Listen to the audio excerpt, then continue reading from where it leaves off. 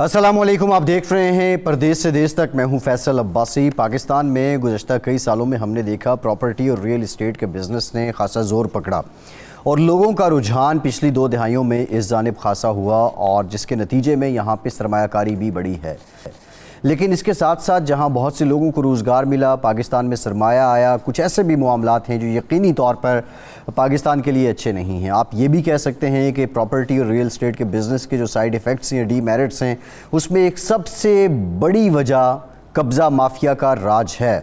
कब्ज़ा पाकिस्तान में एक नासूर बन चुका है, इसका कला कमा इंतहाई ज़रूरी है। और हम ये भी देख रहे हैं कि जो ओवरसीज़ पाकिस्तानीज़ हैं वो उनके लिए सबसे आसान तरीक़ाकार होता है रियल एस्टेट में, प्रॉपर्टी में इन्वेस्टमेंट करना। और इसी बात को मद्देनज़र रखते हुए पिछली 2 दहाइयों में ओवरसीज़ पाकिस्तानियों की जानिब से पाकिस्तान में अरबों रुपए की सरमायाकारी की गई। लेकिन साथ ही साथ वो सबसे ज़्यादा मुतासर भी हुए हैं कब्ज़ा माफिया से, क्योंकि वहाँ वो यहाँ पाकिस्तान में मौजूद नहीं होते, जिसके नतीजे में उनकी जो अमलाक हैं, उनकी जो अराज़ी है, उस पर कब्ज़ा कर लिया जाता है। और ऐसे केसेस जब अदालतों में जाते हैं तो फिर ये पाकिस्तान का एक रिवायती जो निज़ाम इंसाफ है उसकी नज़र हो जाते हैं और फिर महीनों, सालों और दहाइयाँ तक लग जाती हैं। ना वो कब्ज़ा वागुज़ार होता है, ना वो प्रॉपर्टी उनको वापस मिलती है, उल्टा उनके जो पैसे हैं वो मज़ीद ख़र्च हो रहे होते हैं। साथ ही साथ बहुत से ऐसे मामलात होते हैं जिसमें जो मुद्दई है, ये कंप्लेनेंट है, उसको बनफ्स नफीस अदालत के रूबरू पेश होना पड़ता है। इस दौरे जदीद में भी हमने ये देखा कि पाकिस्तान के निज़ाम इंसाफ में इस तरह के रिफॉर्म्स नहीं आ सकी हैं और ओवरसीज़ पाकिस्तानी जो सरमायाकारी करते हैं, लेकिन इस वजह से कब्ज़ा माफिया के राज की वजह से वो सरमाया जो पाकिस्तान वो भेजना भी चाह रहे होते हैं, पिछले कुछ सालों से हमने देखा कि उसमें वो बड़ी हद तक डिस्करेज हो रहे हैं। इसी सिलसिले को मद्देनज़र रखते हुए वो इदारे जिस तरह ओवरसीज़ पाकिस्तानी कमीशन है और दीगर जो बॉडीज़ हैं, मिनिस्ट्री फॉर ओवरसीज़ है, वो अपना किरदार अदा करने के दावे तो करते हैं, लेकिन जो ज़मीनी हक़ाइक़ हैं वो उससे किसी हद तक मुख्तलिफ नज़र आते हैं। अब की बार हुकूमत ने इस कब्ज़ा माफिया के नासूर से जान छुड़ाने के लिए फ़ास्ट ट्रैक कोर्स का जो क़याम है वो अमल में लाने का फ़ैसला किया है। ये फ़ास्ट ट्रैक कोर्स ऐसी अदालतें होंगी जो ओवरसीज़ पाकिस्तानियों के कब्ज़े से रिलेटेड, जायदादों और इमलाक से रिलेटेड जो केसेस होंगे उनको तकरीबन 90 से 180 दिन में, यानी 3 माह से 6 माह के दरमियान निपटा देंगे। और ये उम्मीद है ओवरसीज़ पाकिस्तानियों के लिए, एक तो अगर वो मज़ीद सरमायाकारी करना चाहते हैं, खुदा न खास्ता ऐसा कोई मामला पेश भी आ जाता है तो ज़्यादा देर की बात नहीं होगी, 6 महीने में दूध का दूध और पानी का पानी हो जाएगा। और ये उन लोगों के लिए बहुत बड़ी उम्मीद है जिनके केसेस पहले से चल रहे हैं, जिनके मामलात पहले से लिटिगेशन में हैं, कई सालों से अटके हुए हैं और अब ये तवक्को की जा रही है कि इस फ़ास्ट ट्रैक कोर्स के ज़रिए तकरीबन 6 महीने में उन्हें इंसाफ मिलेगा और वो अपनी इमलाक को वागुज़ार करवाने में कामयाब हो जाएंगे अगर वो उसके हक़दार हुए। दूसरी जानिब अगर हम जो इंटरनेशनल प्रॉपर्टी इंडेक्स है उसकी हम बात करें तो पाकिस्तान दुनिया के 129 ममालिक में से 111वें नंबर पर है और इस दर्जाबंदी का तयन इस बात से किया जाता है कि किसी भी मुल्क में प्रॉपर्टी की मलकियत और कब्ज़े के हवाले से क़वानीन कितने मजबूत हैं और इन पर अमल दरामद किस हद तक किया जाता है। पिछले बरस पाकिस्तान 116वें नंबर पर था, इस साल 111वें नंबर पर है। ये वो सारे हालात हैं, इसी पर हम बात करेंगे। एक पाकिस्तान से बाहर बैठा हुआ, बिल्कुल हमारे बरतानिया में अहबाब दोस्त बैठे हुए, नाज़रीन बैठे हैं, वो पाकिस्तान में रियल इस्टेट में, प्रॉपर्टी में सरमायाकारी करने से पहले क्या सोचते हैं। जब उनके जहन में इस तरह के पहलू आते हैं कब्ज़ा माफिया जैसे, तो तब वो डिस्करेज हो जाते हैं। लेकिन ये फ़ास्ट ट्रैक कोर्स कितनी बड़ी उम्मीद की किरण है उनके लिए, इस पर मुफस्सल बात करेंगे। हमें ज्वाइन किया है ग़ुलाम हुसैन आवान साहब ने, ब्यूरो चीफ़ हैं 92 न्यूज़ UK के। बहुत शुक्रिया ग़ुलाम हुसैन आवान साहब आपका। साबिक रफ़ीक साहब प्रॉपर्टी डेवलपर हैं, लंदन में मुकीम हैं, आपका बहुत शुक्रिया। साकिब साहब आपका। और सॉलिसिटर हैं ज़ुबैर आवान साहब, बैनुल-अक़वामी जो क़वानीन हैं उस पर बड़ा अबूर है इनको, बहुत शुक्रिया ज़ुबैर साहब आपका। आपसे भी गुफ्तगू करेंगे। ग़ुलाम हुसैन आवान साहब, मैं अगर आपसे कहूँ कि आप इस बात का अहाता कर दीजिए कि जो बरतानिया में मुकीम या दीगर ममालिक में मुकीम पाकिस्तानी हैं, जब वो पाकिस्तान में सरमायाकारी करते हैं तो उनके ख़दशात यकीनी तौर पर ये तो होते हैं, लेकिन जो कितने लोग हैं उनको इंसाफ मिला है और अगर मेजॉरिटी को इंसाफ नहीं मिल सका तो उसमें रुकावटें कौन सी हैं? बहुत शुक्रिया आपका फैसल वास्ता। और एक और भी आपको इस बात का मैं क्रेडिट भी देता हूँ, मुबारकबाद भी देता हूँ कि आपने एक इतना अहम मसले की तरफ जो है वो प्रोग्राम किया है और तवज्जो मबजूल कराई है। देखिए यहाँ पर बरतानिया के अंदर, और बल्कि ओवरसीज सारे में, लेकिन मैं बिलखसूस बरतानिया की बात करूँगा। यहाँ पर पाकिस्तान से मैं कहूँगा कि बहुत बड़ी तादाद के अंदर जो प्रॉपर्टी डेवलपर्स हैं, चाहे वो लाहौर से हैं, कराची से, इस्लामाबाद से और मुख्तलिफ शहरों से, ग्वादर से हैं, यहाँ पर प्रॉपर्टी को सेल करने के लिए आते हैं। और ज़ाहिर है लोग इन्वेस्टमेंट भी करना चाहते हैं पाकिस्तान में। एक तो कहा जाता है कि पाकिस्तान के अंदर रियल एस्टेट के अंदर आप बहुत जितने पैसे इन्वेस्ट करेंगे और ये बहुत तेज़ी के साथ जो है वो आपकी इन्वेस्टमेंट जो है वो ज़ाहिर है वो बढ़ती भी है और इस प्रॉफिटेबल है बहुत ज़्यादा। लेकिन इसके अंदर जो चीज़ लोगों को रुकावट हायल होती है वो थिंकिंग हायल होती है, जो कि वो समझते हैं कि पाकिस्तान के अंदर अगर हम इन्वेस्ट करेंगे, हम यहाँ पर होंगे, तो वहाँ पर कब्जा माफिया जो है वो उसको जो है वो किसी तरीके से हथिया लेगा। या एक तो कब्जा माफिया का डर होता है, दूसरा ये है कि यहाँ पर इक्का दुक्का पहले वाकयात हुए कि कोई ऐसी फेक स्कीमों वाले लोग यहाँ पर आ गए माजी के अंदर, और कुछ ऐसे लोग जिनके वहाँ पर क्रेडेंशियल्स पूरे नहीं थे, लेकिन यहाँ पर आकर उन्होंने जो है वो प्रॉपर्टी सेल की या ऑनलाइन की या यहाँ पर आकर की, तो उसके बाद लोगों को जो है वो प्रॉपर्टीज नहीं मिल सकी। तो उसकी वजह से जो है वो लोगों को एतमाद जो है उसको ठेस पहुंची, और इतनी ठेस पहुंची कि अब लोग जो है वो कोई भी प्रॉपर्टी खरीदने के लिए, इन्वेस्टमेंट करने के लिए अब बहुत ज़्यादा इंफॉर्मेशन मांगते हैं, बहुत ज़्यादा चीज़ें जो है वो लोगों से इंफॉर्मेशन मांगते हैं, प्रॉपर्टी डेवलपर से बहुत सवाल करते हैं। तो जिसकी वजह से ना जिस तरीके से पाकिस्तान में तेज़ी के साथ रियल एस्टेट के अंदर इन्वेस्टमेंट होनी चाहिए, उस तेज़ी के साथ नहीं हो पाती।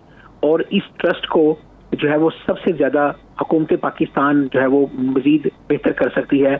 लोगों का जो थोड़ा बहुत बदएतमादी है उसको भी दुरुस्त करने के लिए हुकूमत पाकिस्तान या मुतलका जो मिशन है, हमारे हाई कमिश्नर हैं, वो दूर कर सकते हैं। वो इस तरह दूर कर सकते हैं कि कोई ऐसी हेल्पलाइन होनी चाहिए कि कोई किसी भी जो प्रॉपर्टी डेवलपर है उसके जितने भी अप्रूवल्स हैं, उसके सर्टिफिकेशंस हैं, वो सारी अप्रूव्ड हों। हाई कमीशन के थ्रू उनको पता चले कि ये जो चीज़ें हैं ये जो है वो गवर्नमेंट की के ऊपर मोहर सबत है, और ये किसी किस्म का ना फ्रॉड है, ना किसी किस्म का इसके अंदर स्कैम है, ना कोई जो चीज़ कहकर बेचा जा रहा है उससे इंफॉर्मेशन गलत नहीं है। और इसके लिए एतमाद अदारों के ऊपर वो होना बहुत ज़रूरी है। बाज़ का होता है कि प्रॉपर्टी आप ले लेते हैं या किसी स्कीम में इन्वेस्ट कर लेते हैं, और वहाँ पर स्टे शायद लेने के अंदर बहुत ज़्यादा आसानी है।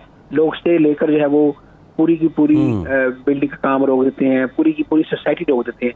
तो मैं ये कहता हूँ कि पाकिस्तान के अंदर जो लोग हैं उनको भी सेफ्टी होनी चाहिए, लेकिन जो ओवरसीज पाकिस्तानी है, चूंकि वो जो है वो वहाँ पर स्पोर्ट से दूर होते हैं, वो दूसरे मुल्क में होते हैं। ये जो आप बात कर रहे हैं गुलाम हुसैन अमान साहब, ये बड़ी इंपॉर्टेंट बात है, और मैं एक साकिब रफ़ीक साहब के सामने एक सवाल रखना चाहूँगा।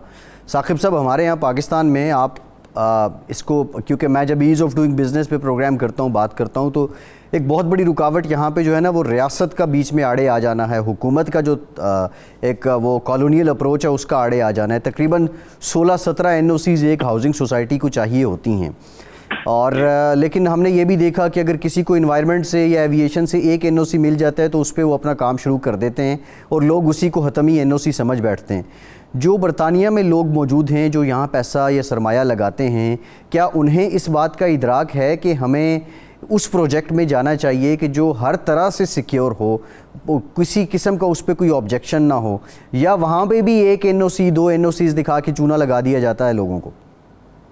सबसे पहले तो जी मैं आपको मुबारकबाद पेश करता हूँ कि आपने ये इनिशिएटिव लिया, और मेरे ख्याल में ये जो आपका प्रोग्राम है यही वो इंफॉर्मेशन प्रोवाइड करने का एक जरिया बन रहा है, और इस तरह के मुख्तलिफ जराए जो हैं वो उनके ऊपर आगे काम होना चाहिए।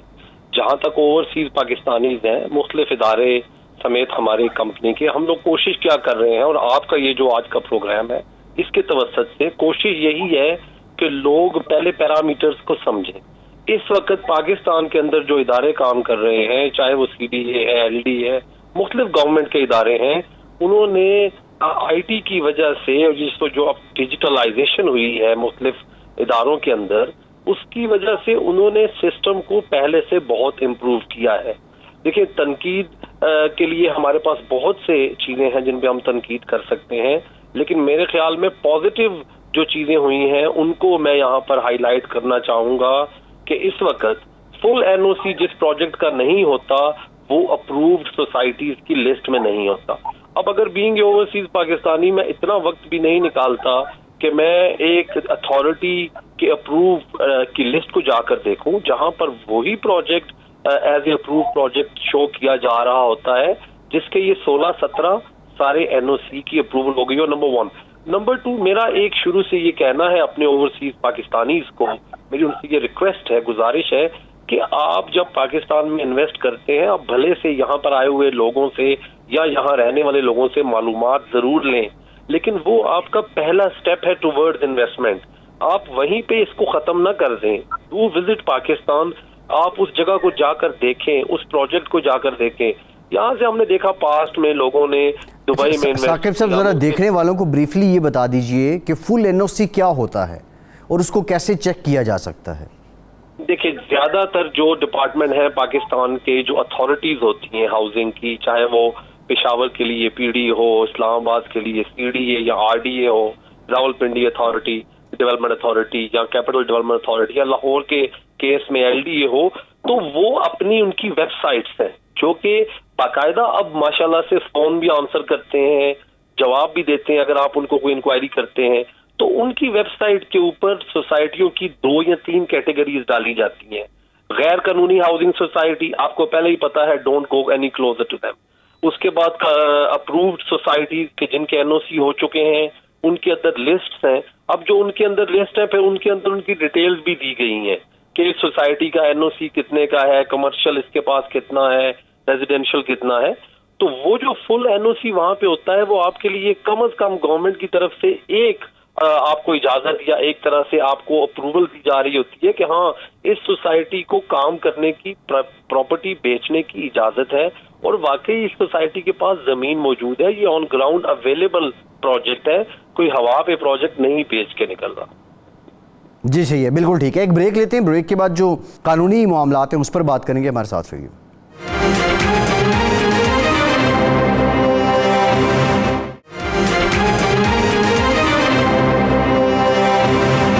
ब्रेक के बाद एक बार फिर से आपको खुशामदीद कहेंगे। ज़ुबैर अवान साहब, एक तो ये बता दीजिए आपके पास जो प्रॉपर्टी रिलेटेड ओवरसीज़ पाकिस्तानियों के केसेस आते हैं वो किस नौइयत के हैं, और दूसरा एक ये जो शिकवा है कि यहाँ पे केस दायर हो जाता है, फिर मुख्तलिफ़ किस्म की हुज्जतें हैं कि कंप्लेनेंट खुद आए और फिर उसके साथ साथ जो है जब वो आ भी जाए तो अगली पार्टी वो उसको डेफर्ड कर देती है, एडजर्न कर देती है। ओवरऑल एक्सपीरियंस आपका क्या है? ज़्यादातर मामलात किस नौइयत के हैं और इंसाफ फराहम करने में हायल रुकावट क्या है? जी बहुत शुक्रिया। और मैं समझता हूँ यकीनन एक मैं समझता हूँ ज़रूरी है कि आपके शुक्रिया और आपके तवसत से इस प्रोग्राम के जो कोऑर्डिनेशन के लिए, ये बहुत एक इम्पोर्टेंट इशू है जो हम रोज़ अपनी यहाँ के ओवरसीज़ कम्युनिटीज़ में देखते हैं कि वहाँ पे उनकी ज़मीनें हैं, वहाँ पे उनकी प्रॉपर्टीज़ हैं या इन्वेस्टमेंट्स हैं, और होता ये है कि जब वो यहाँ से जाते हैं किसी टाइम पे भी, और जो चीज़ वो फेस करते हैं वो ये है कि वहाँ पे कब्ज़ा हो चुका होता है या वो वहाँ पे कुछ करना चाहते हैं, अपनी बिल्डिंग बनाना चाहते हैं, घर बनाना चाहते हैं, और वहाँ पे ये मसाइल उनको पेश आते हैं। तो ये सबसे बड़ा इशू है कब्ज़े का, गैर कानूनी कब्ज़ा होता है उनकी प्रॉपर्टीज़ पे। अब देखना ये है कि जब कब्ज़ा हो गया उसको, प्रॉपर्टी को उस कब्ज़े में से वागुज़ार करवाना, उसको फ्री करवाना, उसके लिए क्या प्रोसेसेस अवेलेबल हैं। यहाँ पे जो ओवरसीज़ पाकिस्तानी हैं उनको सबसे ज़्यादा मुश्किलात इस चीज़ में आती हैं।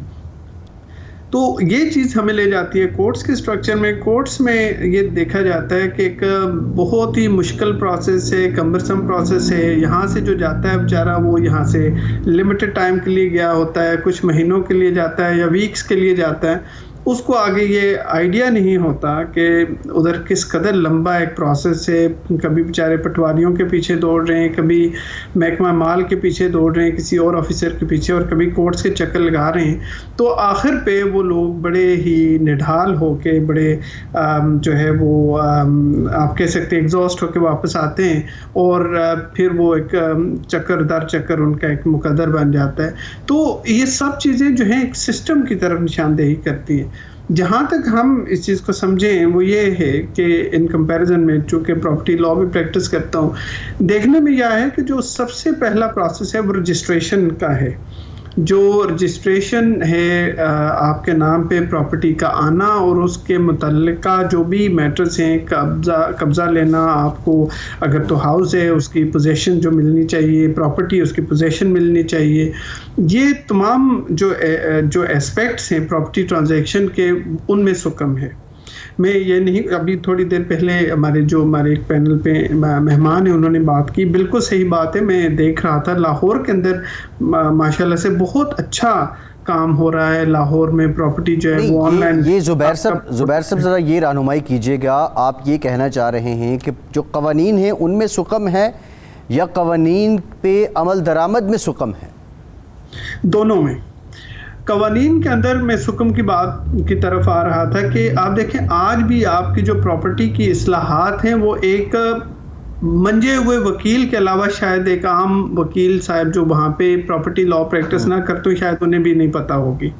एक फ़र्द निकालने के लिए जो कि हर बंदे का वो एक राइट है वो लेगा, उस बेचारे को उसने प्रॉपर्टी बेचनी है तो उसने वो फ़र्द लेनी है पटवारी साहब से, वो फ़र्द उसको नहीं पता होता कि वो फ़र्द क्या चीज़ है। और फ़र्द की किस्में कितनी हैं?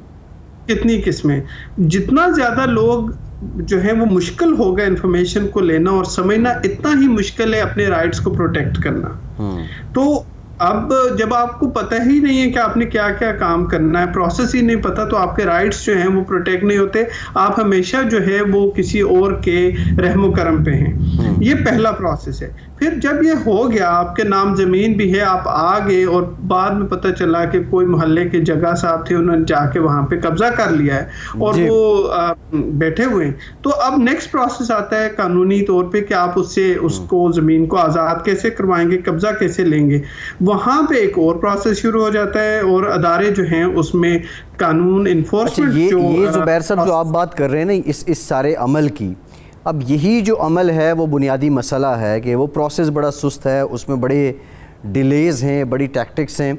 और मैं आपकी तरफ दोबारा आऊँगा, और ये जो फास्ट ट्रैक कोर्स का आगाज़ किया गया है, अब इससे कितना फ़ायदा होगा, इसकी अफादियत क्या, ये मैं आपसे जानूँगा। लेकिन ग़ुलाम हुसैन आवान साहब, मेरा एक सवाल आपसे है। हम ये देखते हैं कि जितनी हाउसिंग सोसाइटीज़ आती हैं, वेदर दे आर रजिस्टर्ड या they are in the process of registration they are in the process of registration, या वो अभी रजिस्टर्ड भी नहीं हैं, लेकिन उन्होंने ओवरसीज़ ब्लॉक लाजमी रखा होता है और वो एक अट्रैक्शन होती है। तो क्यों डेवलपर्स या बिल्डर्स या रियल एस्टेट एजेंट तरजीह देते हैं ओवरसीज़ लोगों को कि वो यहाँ पे सरमायाकारी करें? देखें फैसल अब्बासी साहब, एक बात आपको बताता हूँ कि ओवरसीज़ के अंदर जो रहने वाले पाकिस्तानी है ना, वो यहाँ के जो स्मूथ सिस्टम होता है ना, उसके अंदर रहने के जब आदी हो जाते हैं ना, तो उनका ध्यान इस तरफ नहीं जाता कि जो फ्रॉड होगा हमारे साथ, या इस तरह जो है वो हमें रियल एस्टेट के मामले के अंदर गलत इन्फॉर्मेशन दे के फ्रॉड की जाएगी। क्योंकि जिस कंट्रीज के अंदर हम रहते हैं यहाँ पर बड़ा स्ट्रेट फॉरवर्ड सिस्टम होता है, चाहे वो प्रॉपर्टी का हो चाहे कोई और हो, इसलिए लोगों का ध्यान उस तरफ नहीं जाता। मैं आपको बताता हूँ, 4-5 साल पहले यहाँ पर एक लोग आए, कुछ उन्होंने मस्जिद के बाहर स्टॉल वगैरह लगाए और उनका कहना था कि बहुत बड़ी सोसाइटी लाहौर के अंदर बन रही है और हम जो बंदा हमारे साथ रजिस्टर्ड हो जाएगा ना, उसको लेटर ऑन 50% लेस प्लॉट मिलेंगे। तो वो उन्होंने पूरे यूरोप का पहले चक्कर लगाया, लोगों को रजिस्टर किया, फिर यूके में भी आए, तो रजिस्टर्ड कर करके उसकी ना जो फीस थी वो मेरे ख्याल इक्वलेंट टू 200 पाउंड थी। तो लोग कर रहे थे कि हम 200 पाउंड का क्या, हम रजिस्टर्ड हो जाएंगे, 50% बेस्ट प्लॉट मिलेगा। उन्होंने इसी चक्कर के अंदर को 20,000 के करीब लोगों को रजिस्टर कर लिया। अच्छा। पूरे यूरोप और यूके में। अब 20,000 को मल्टीप्लाई 200 पाउंड से कर दें तो आप खुद अंदाजा लगाएं कि कितना पैसा वो लेकर तो चले गए। वहां पर जाकर उन्होंने थोड़ी सी जगह ऐसे बराए नाम ली, प्लाट प्लूट भी किसी को नहीं दिए, सिर्फ दिखाने के लिए बड़ी अच्छी प्रेजेंटेशन दी हुई है, बहुत अच्छा दफ्तर बनाया हुआ है, प्रपोज्ड प्लान लिख के बड़ी खूबसूरत तस्वीरें लगाई हुई हैं उसकी सोसाइटी की ना, कॉर्नर पे ऐसे लोग देखें तो बड़ी अच्छी प्रेजेंटेशन बुक बनाई हुई है, और एंडेड अप जो है वो फ्रॉड पे, और वो खत्म भी हो गई और लोगों को पूरे चूना लगा के वो निकल गए, ठीक है।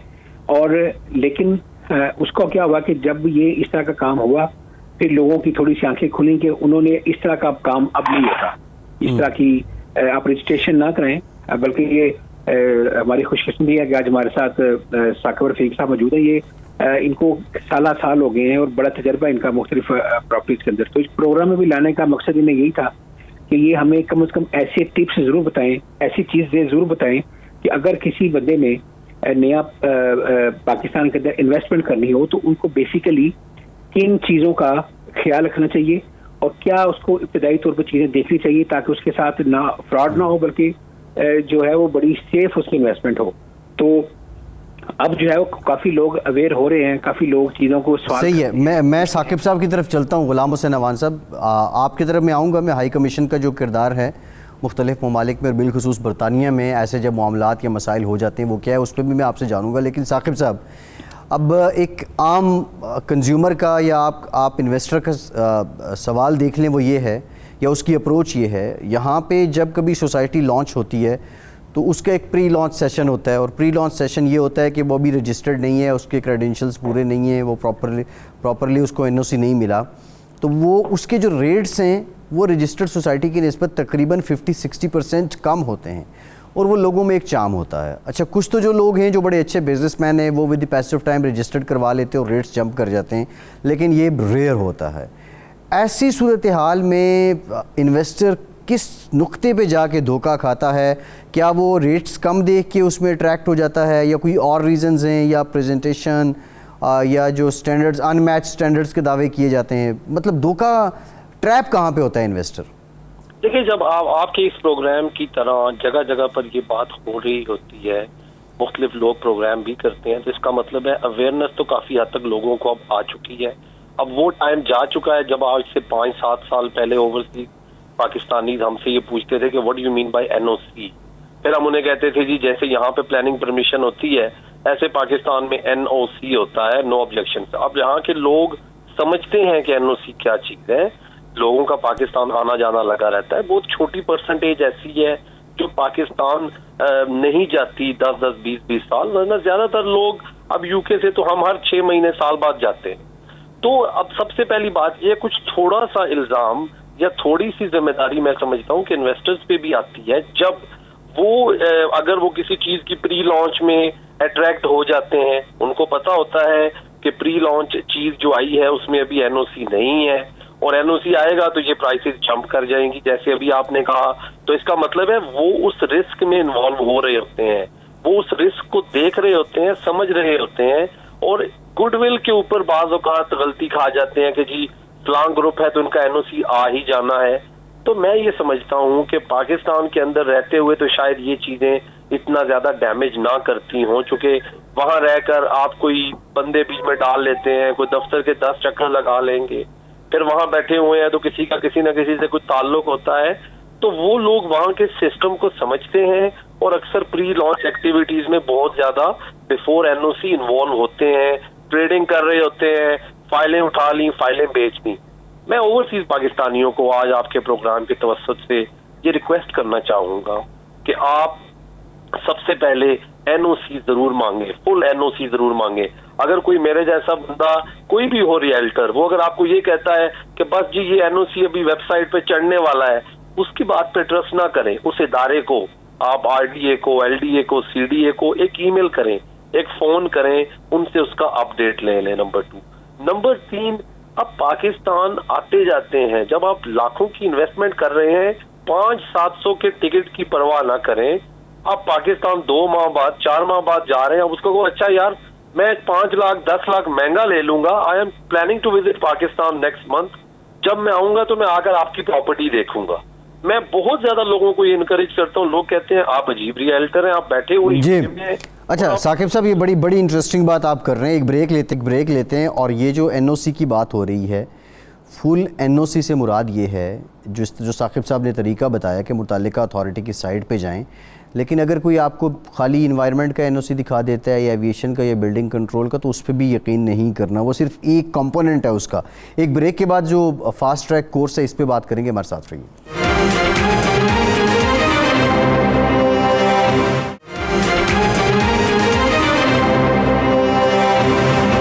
ब्रेक के बाद एक बार फिर से आपका खैर मकदम करते हैं। ज़ुबैर साहब, ये फास्ट ट्रैक कोर्स क्या है और इसके आने से आप समझते हैं कि ओवरसीज़ पाकिस्तानियों के लिटिगेशन के मसाइल हल हो जाएंगे?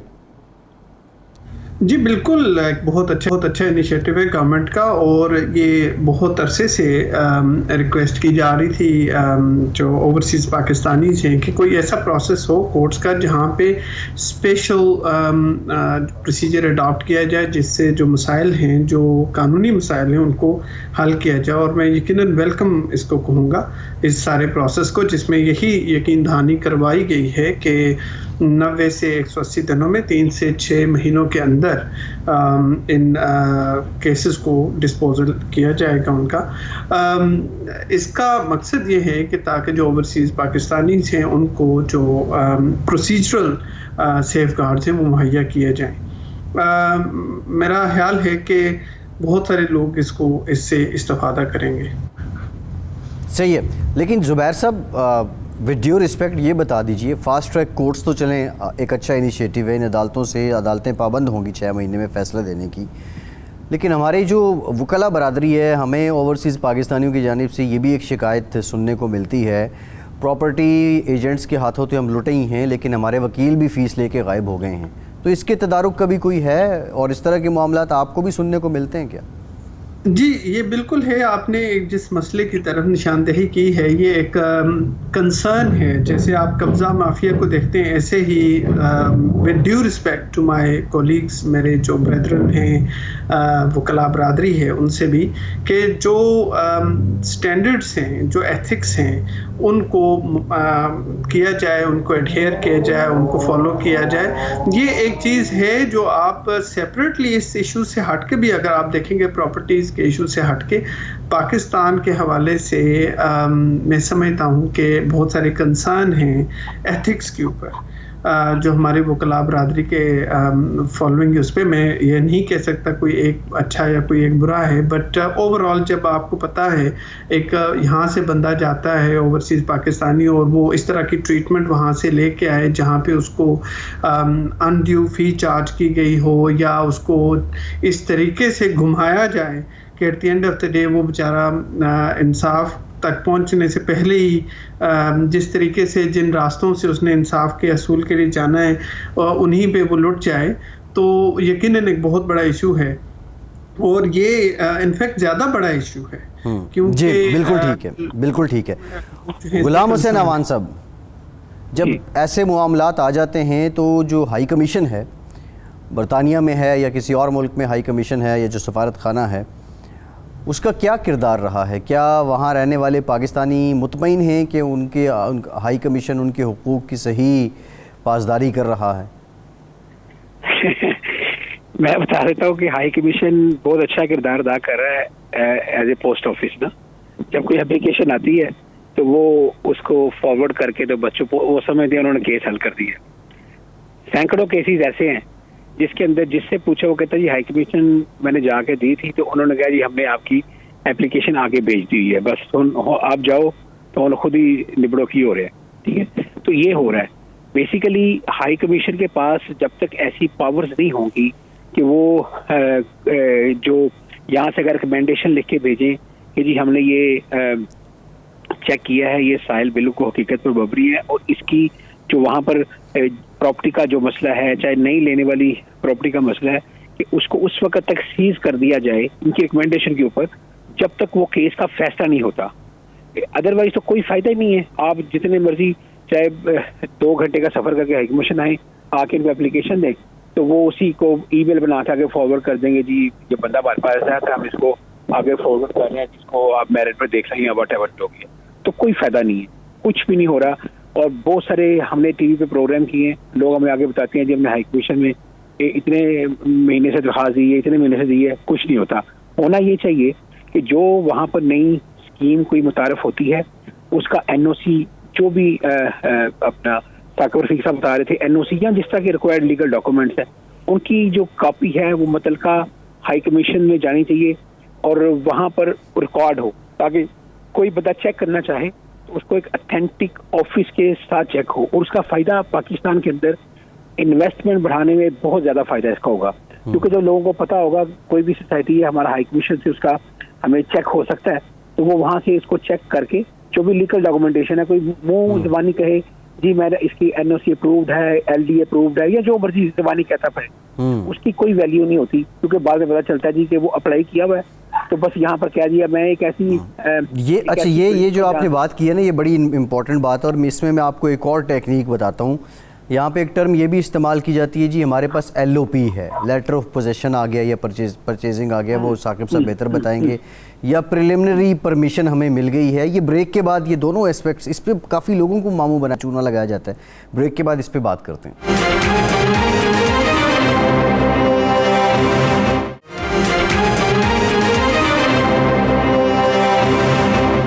ब्रेक के बाद एक बार फिर से आपको खुशामदीद कहेंगे। पाकिस्तान में एक निज़ाम है कि जब आप किसी अथॉरिटी में कोई दरख्वास्त देते हैं या कोई रजिस्ट्रेशन अप्लाई करते हैं तो वो उसको आपके रिसीविंग्स दे देते हैं या वो डायरी नंबर दे देते हैं या उसके बदले में एक लेटर दे देते हैं जी आपकी दरख्वास्त आ गई है, इसको हम देख रहे हैं, एवेलुएट कर रहे हैं, इस पर प्रोसेस स्टार्ट हो चुका है। और उसको आप लेटर ऑफ परमिशन कह लें, लेटर ऑफ परचेज़ कह लें, लेटर ऑफ पोजेसन कह लें या प्रिलिमिनरी परमिशन कह लें। बहरहाल ये मुख्तलिफ जो टेक्निक्स या टर्म्स हैं साकिब साहब जो इस्तेमाल की जाती हैं, मुझे इस बात का अंदाज़ा है कि जब आप दरख्वास्त देते हैं तो लाजमी नहीं कि आपकी दरख्वास्त मंजूर हो जाए और आपको NOC रजिस्ट्रेशन मिल भी जाए, लेकिन क्या बरतानिया में भी इस नाम पे और इस तरह की इस्तिलाहें इस्तेमाल करके लोगों को ग्रैब किया जाता है? देखिए, ना सिर्फ ये कि दुनिया में है, पाकिस्तान में भी इजाज़त नहीं होती इस चीज़ की। ये उन चीज़ों को यूज़ किया जा रहा है इन्वेस्टर्स के लिए। अब इन्वेस्टर्स से बात आगे चल पड़ी। इन्वेस्टर्स ये होता है कि फॉर एग्जांपल मैं एक हाउसिंग सोसाइटी बनाने जा रहा हूँ और लाइक माइंडेड लोग हैं जो मेरे नाम पे या मुझ पे ट्रस्ट करते हैं एज ए पर्सन, और मैं वो 10, 20, 30 लोगों के पास जाता हूँ, मुझे 50,000 कनाल ज़मीन चाहिए, ये देखो ये मैंने बेसिक अपनी रिक्वायरमेंट सबमिट करवा दी है। उनको बताकर अगर मैं उनसे funds as a private company इकट्ठे कर रहा होता हूँ तो that is a different thing. बेचने की मुझे LOP के ऊपर या प्रोविजनल के ऊपर या रिसीविंग के ऊपर गवर्नमेंट ने इजाजत नहीं दी होती। लेकिन प्राइवेटली देखें ना, जिस तरह से मैं एक दुकान बनाने के लिए या मैं अपनी फर्ज करें कोई अपना ऑफिस बनाने के लिए, कोई और बिजनेस बनाने के लिए अगर मैं अपने दोस्तों से पैसे मांग सकता हूँ, सिमिलरली मुझे इस बिजनेस में भी पैसे इकट्ठे करने की इजाजत होती है। बट उसका ये मतलब नहीं कि मैं यूनिट्स की शक्लों में, प्लॉट्स की शक्लों में, अपार्टमेंट्स की शक्लों में या कमर्शियल प्लॉटों की शक्लों में उसको बेचना शुरू कर दूं। तो ये कंप्लीटली इलीगल एक्टिविटी होती है NOC से पहले एंड यूजर को या इवन इन्वेस्टर को प्लॉट्स बेचना।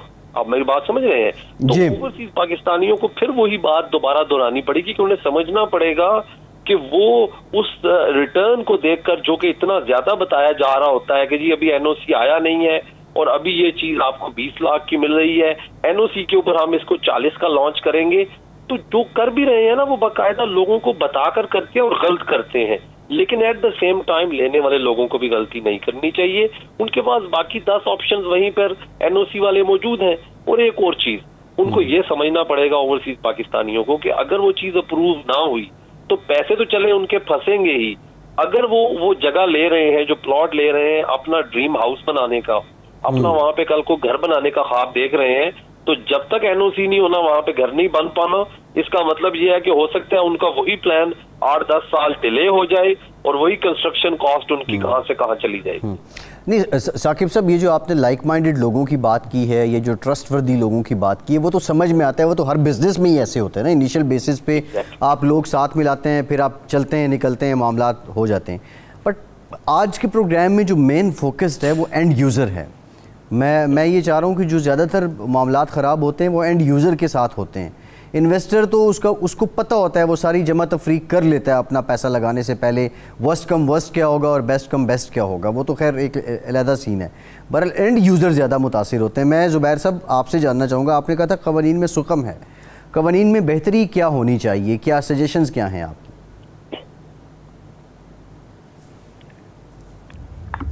जी बिल्कुल, देखिए जो कानूनी मामलात हैं वो बरतानिया के हवाले से मैं बात करूंगा। यहाँ पे भी इस तरह की प्रॉब्लम्स थी तो इन्होंने इम्प्रूव किया है। लैंड रजिस्ट्री पोर्टल है, ऑनलाइन हुआ, उसके बाद लॉ सोसाइटी की इंटरवेंशन, इसके अंदर लॉ सोसाइटी ने लैंड रजिस्ट्री के साथ मिलके, दूसरे जो स्टेक होल्डर्स हैं उनके साथ मिलके वो सिंक्रोनाइज्ड जो प्रोसेस है वो डेवलप किया, जिससे पूरी एक इंडस्ट्री जो है प्रॉपर्टी ट्रांजैक्शंस में, प्रॉपर्टी इन्वेस्टमेंट्स में, उसमें एक कॉन्फिडेंस आया है।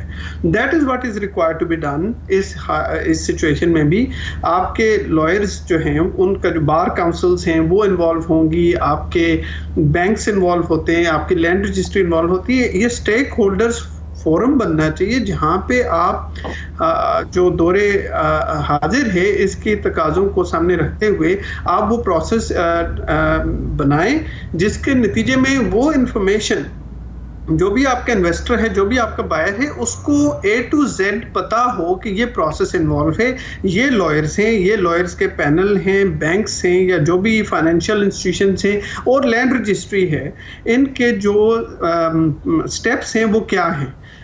ये हासिल करना यकीनन मैं इख्तिसार से काम ले रहा हूँ ताकि आपके सुनने वालों तक, देखने वालों तक कि मैसेज भी पहुँच जाए और बात भी ज़्यादा टाइम ना ले।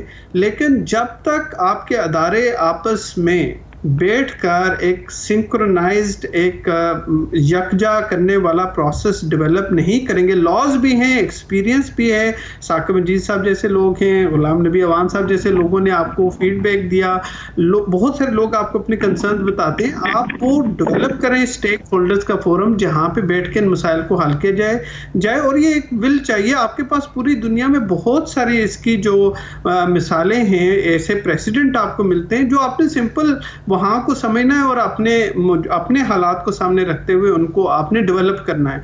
विल चाहिए, एक रजामंदी चाहिए, एक मर्जी चाहिए जो इस चीज़ को करने के लिए राजी हो। ये प्रोसेसेस कोई डिफ़िकल्ट नहीं है, लेकिन जो मौजूदा स्ट्रक्चर है उसके अंदर आपको सिर्फ मैं एक ही सेंटेंस में ये बात कहूँगा कि पाकिस्तान के मौजूदा जो रजिस्ट्रेशन, प्रॉपर्टी ट्रांजैक्शन का जो स्ट्रक्चर है उसके अंदर कॉन्फिडेंस, इसी लिहाज से आप देख लीजिए कि 125 में से 111वें नंबर पे आप हैं। लोग आपके प्रोसेसेस में ट्रस्ट नहीं करते और उस वजह से जो प्रॉपर्टी का इंडेक्स है, जो प्रॉपर्टी इन्वेस्टमेंट का इंडेक्स है, वो बहुत लो है। आप 10 दफ़ा सोचेंगे, ओनली वही लोग इस प्रोसेस में फंसते हैं, जैसा कि आपके पास आदाद शुमार हैं, जो बेचारे बड़े डेस्परेट होके कहते हैं हम मुल्क में जाएंगे, हम उधर इन्वेस्टमेंट करना चाहेंगे, तो वो बेचारे जाके फंस जाते हैं। वरना बहुत सारे लोग इन्वेस्टमेंट करने से कतराते हैं। ये अच्छा नहीं है आपके इकोनॉमी के लिए, हमारी पाकिस्तान में, और हमारे ओवरऑल ग्रोथ के लिए, इकोनॉमिक ग्रोथ के लिए भी ये ठीक नहीं है। तो प्रोसेसेस डेवलप करने हैं, आप स्टेक होल्डर्स फोरम बनाएं, that is what is to be done. जी ठीक है। अच्छा गुलाम हुसैन अवान साहब, हमारे यहाँ पाकिस्तान में जो डायरेक्ट इन्वेस्टमेंट की जाती है और वो जो एंड यूज़र है उसने कंपनी को ट्रांसफ़र करना है, कंपनी ने उसको डिलीवर कर देना है। बाहर की दुनिया में रियल इस्टेट को लेके कितना % जो है वो स्टॉक का शेयर है, किस हद तक स्टॉक मार्केट जो है वो इस पे डिपेंड कर रही होती है, इस सेक्टर पे? क्योंकि पाकिस्तान में अभी उतना कोई ओवरवेलमिंग कल्चर नहीं है कि रियल इस्टेट का जो है वो स्टॉक के साथ कोई लेजन बन सका हो। लेकिन यहाँ पर जो रियल स्टेट है वो एक बिल्कुल डिफरेंट मार्केट है। वो पाकिस्तान में जिस तरह इन्वेस्टमेंट करके और छोड़ दी जाती हैं, वो यहाँ पर ये सिस्टम नहीं है। यहाँ पर मोस्टली जो डेवलप्ड प्रॉपर्टीज होती हैं, जैसे कि अपार्टमेंट्स, यहाँ पर ज़्यादा जो इन्वेस्टमेंट होती है वो अपार्टमेंट्स के अंदर लोग करते हैं। बाय टू लेट होती है, उसके अंदर इन्वेस्टमेंट करते हैं। लेकिन जिस तरह पाकिस्तान के अंदर स्कीमें बनाई जाती हैं या बड़ी बड़ी सोसाइटीज़ बना के प्लॉट काट के, यहाँ पर इस तरह का कल्चर नहीं है। ज़्यादातर जो इस तरह के प्रोजेक्ट्स हैं बड़े, वो गवर्नमेंट लेवल के ऊपर होते हैं, और प्राइवेट जो है वो इस तरह की परमिशन जो है वो आपको प्लानिंग परमिशन लेनी पड़ती है इसके फ्लैट्स के लिए, और इस तरह करता है। लेकिन इसलिए मैं कहूँगा इस हिसाब से बरतानिया की और जो पाकिस्तान की ये रियल एस्टेट मार्केट ये डिफरेंट है। और चूँकि सिस्टम बड़ा स्मूथ है यहाँ पर, और लोग जो है वो जो यहाँ पर साल से रह रहे होते हैं या जो पाकिस्तान में ज़रा कम जाते हैं, तो उनका जब सेकेंड होम बनाने का अगर कोई प्लान बनता है पाकिस्तान के अंदर, तो वो बेचारे ज़्यादा फंसते हैं। और आप हर दूसरा बंदा यहाँ पर आपको किसी ना किसी हवाले से डसा हुआ नजर आएगा। जी तो हम तो जब टीवी पे प्रोग्राम करते हैं तो हमें तो परेशानी के अंदर मजीद इजाफा हो जाता है कि यार कुछ लोग तो बेचारे बिल्कुल हेल्पलेस होते हैं, उनकी कहीं से सपोर्ट भी नहीं हो रही होती। तो अगर आप नहीं, बहरहाल गुलाम हुसैन अवान साहब, ये हमारा 92 का इनिशिएटिव है, हम इसी तरह लोगों को एजुकेट करते रहें, बताते रहेंगे कि किन किन बातों का ख्याल रखना चाहिए। आज के प्रोग्राम का टाइम ख़त्म हो गया है, बड़ी अच्छी डिस्कशन रही। गुलाम हुसैन अवान साहब आपका शुक्रिया, साकिब रफ़ीक साहब आपका शुक्रिया, ज़ुबैर अवान साहब आपका शुक्रिया, फैसल अब्बासी को इजाज़त दीजिए।